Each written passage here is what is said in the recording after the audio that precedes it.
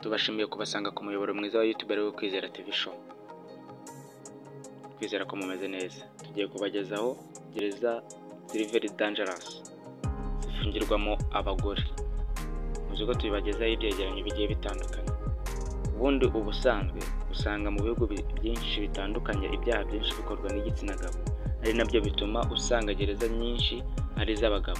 Gusa nubwo iki cyegeranyo cy'ibyaha ku bagore kiri hasi mu bice bitandukanye by'isi, muri iyi nkuru tugiye kubagezaho inkuru ya gereza 10 za mbere ku isi zikorwamo amabe ndetse zibera ikibazo gikomeye ku bazifungirwamo. Tubera ku mwanya wa 10, ibyo ngira ngo murabizi, mumaze kubimenyera. Ku mwanya wa 10, Bafa Family Prison. Iyi ni gereza y'abagore iherereye mu gihugu cya Misiri.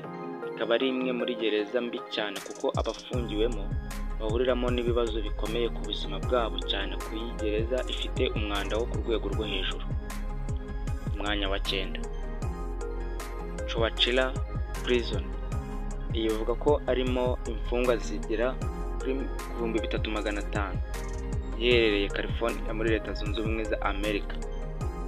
Ikaba ifatwa nk'aho ari gereza ifungirwamo igitsina gore cyishuye mu ngeso mbi zo kwigira ibyihebe gusa. Iyo bagezemo bahuriramo n'uruva gusenya, cyane ko bakorerwa iyicarubozo ndetse bikanatuma bamwe mu bafungiwemo bahaburira ubuzima. Poro Jackie, bigendanye n'amateka ya Sharia, bakoresha gereza nayo abagore bayifungiwemo bahanwa byo ku rwego rwo hejuru cyane, ko bahana bihanukiriye ndetse bikaba binagora kubona ifunguro ku bari muri iyi gereza, ndetse bakaba banakorerwa ihohoterwa rishingiye ku bitekerezo. Ku mwanya wa 7, Tinha Jar, igihugu cy'Ubuhinde. Iyi ni gereza bivuga ko ifungiwemo abantu bagera ku 17,000. Bikaba bigorana cyane kubona ibiribwa ku bantu bafungiwemo, ndetse abafungiwemo bakaba banakorerwa ihohoterwa cyane. Umwanya wa 6, Black Dolphin Prison. Iyi ni gereza iherereye mu gihugu cy'Uburusiya. Bivuga ko abafungiwemo muri iyi gereza usanga bararwaye ihahamuka bitewe n'iyicarubozo bakorerwa. Tubibutsa gukora ku kazogera ndetse mugakora na subscribe kuri Kwizera TV Show. Umwanya wa 5, Bangkok Women CIA Prison. Iyi ni gereza iherereye mu gihugu cya Thailand, aho usanga abayifungiwemo bahorana indwara zikomeye za hato na hato ziterwa n'umwanda ukabije uba muri iyi gereza. Umwanya wa 4, Valley State Prison muri California. Iyi nayo ni indi gereza iherereye mu gihugu cya Leta Zunze Ubumwe za Amerika. Yatangiye 2013.